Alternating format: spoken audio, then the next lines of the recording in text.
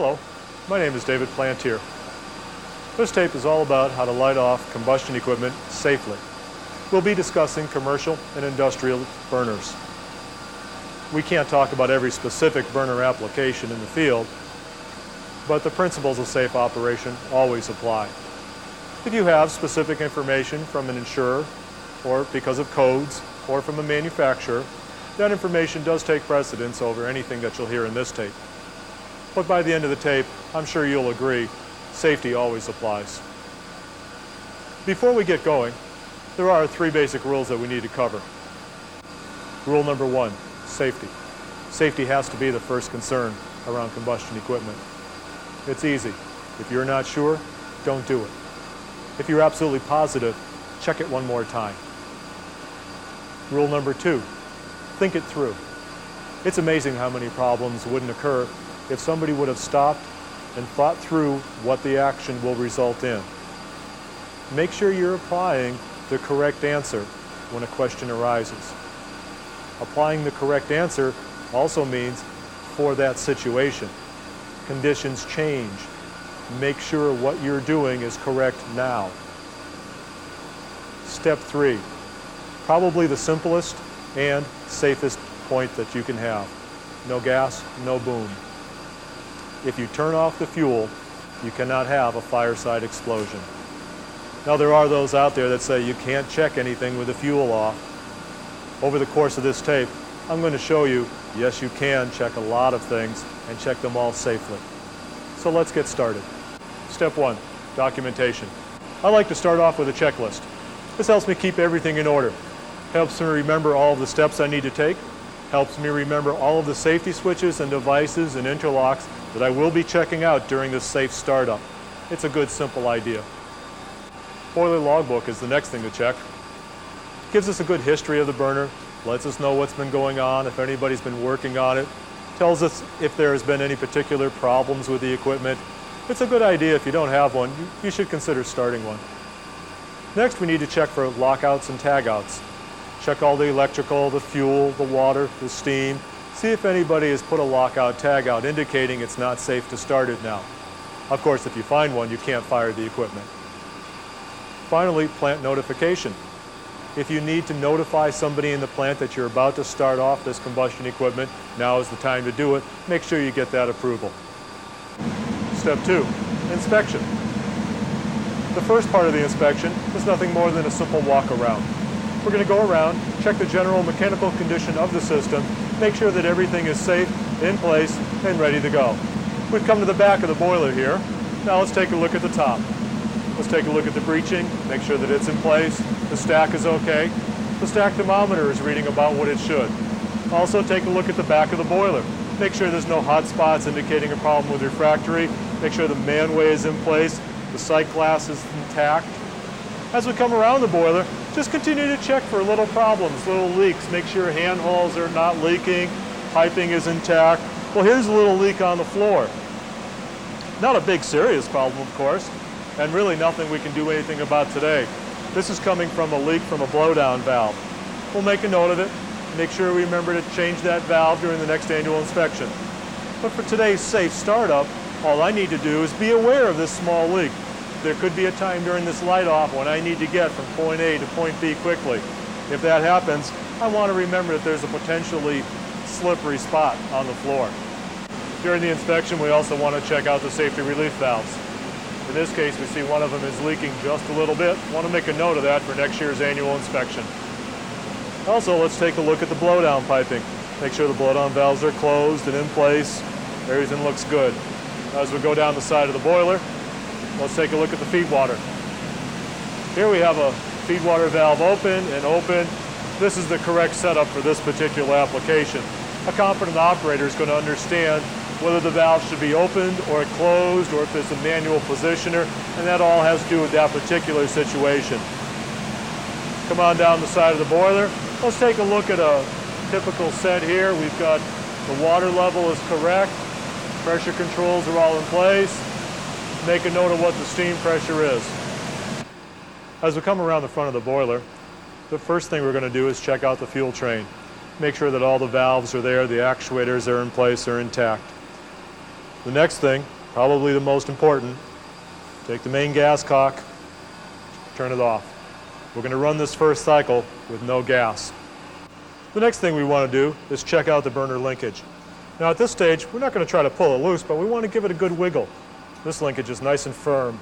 Nothing here is going to fall off. Make sure everything's nice and snug. Make sure copper lines, sensing tubes, make sure everything is sound, make sure everything is correct, make sure springs are intact. Everything looks good. Now let's go take a look at the switches, make sure all the electrical is set up. To set the electrical switches on this panel, all we have to do is first select the fuel. We're going to go to gas. Then, because it's always nice to let a burner stabilize in the low fire position, we'll select manual low fire. Well, there it is, the end of the first step. What have we done? We've gone through, we've done all of our physical check, our inspection. We've made sure that everything is mechanically sound and ready to go. Now we're ready to go with no gas on. Remember, we're going to do this safely. So what we're going to do is a cycle with absolutely no fuel. Let's go through and see how everything works. First, turn it on. Well, here comes the blower motor. That means that the operating and limit control circuit is good and the fuel valve interlock circuit is good.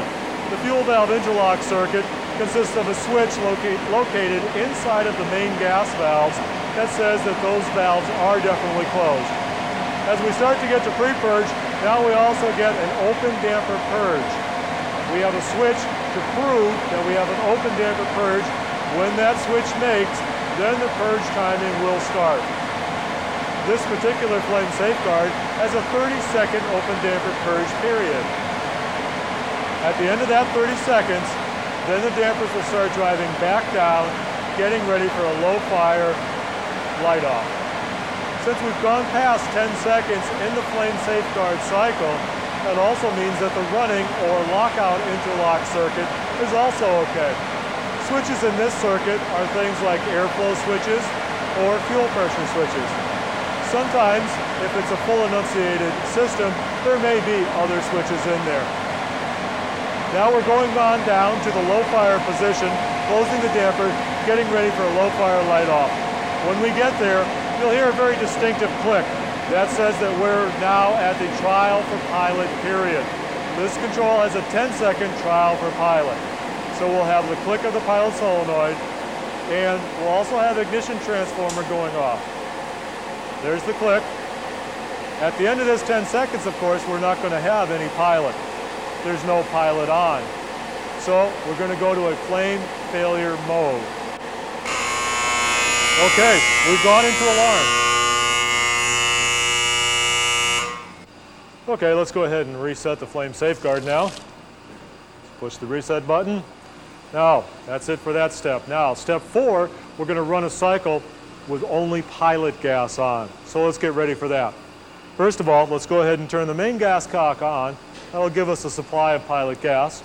We're going to turn the pilot gas cock on, but make sure that we leave the downstream gas cock off. As we go through this, all the same checks, all the same tests. Okay, here we are coming down to a low fire position, getting ready for the light off.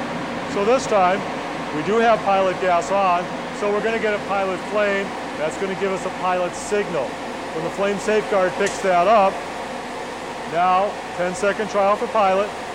At the end of this 10 seconds, if we do have a good pilot flame signal, then our main fuel valves are going to be powered. Now we're into a 10-second trial for main flame. Of course, we have our downstream gas cock off, so when the pilot shuts off at the end of this 10 seconds, now there's going to be no more flame signal.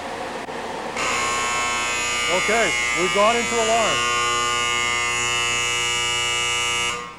Well, at first blush, gee, we didn't accomplish anything. Let's go back and take a look and review all the things that we have proven. So what have we checked? With 2 cycles, one with no fuel at all, and one with just the pilot gas on, we've been able to check the general mechanical condition of the entire system, the first low water cutout and the second low water cutout. Those will have to have a running check once we get the boiler online.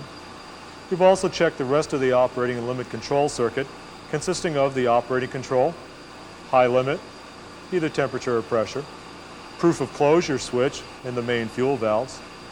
the blower motor, starter, and the power, the modulating motor, linkage, and burner dampers, the open damper switch, airflow switch, high and low gas pressure switches, closed damper switch, pilot solenoid, ignition transformer, pilot flame, scanner, flame signal amplifier, flame relay circuit of the flame safeguard, the operation of the main fuel valves, and even the nominal flame response timing, which is how long it took the flame safeguard to lock out after we lost the pilot flame.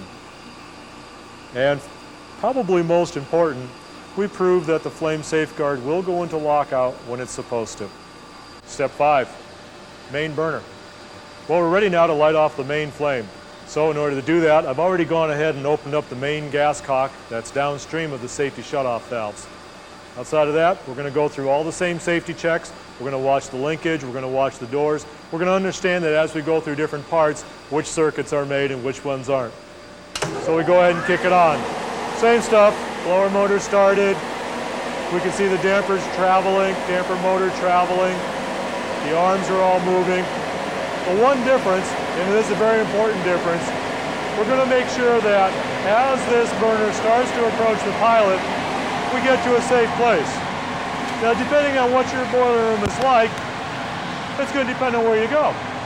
This happens to be a fire tube type boiler. So if there is an incident, if there is a large concussion or an explosion, it's going to go out the ends. So where do I not want to be? On the ends. There is a belief that an operator needs to go watch that thing light off. Well, that's just not true. There's nothing that I can do if I'm back there watching. If it fails, it fails. If it lights, it lights. But if it explodes, and I'm back there, I obviously am in serious trouble. So whenever you're going to light them off and you go for that main flame, make sure you get to a safe position. The timing mechanism that you should learn to use is when you hear the pop of the solenoid valve. Now once the burner gets online, we're not done yet. I've been very clear that I don't want you to go back there and watch it while it lights. I'm not saying I never want you to look at the fire. In fact, I do. Once it's on, once it's stable, I want you to go out back there, I want you to look at the fire, observe it, is it stable, is it online? But make sure we don't do it while it's lighting. Step 6, operational inspection. Now that the burner is online, the boiler's online, before we can leave it, we have to go around and make sure that everything is stable and set. First thing is, let's check the water level. Make sure it's stable, not bouncing around.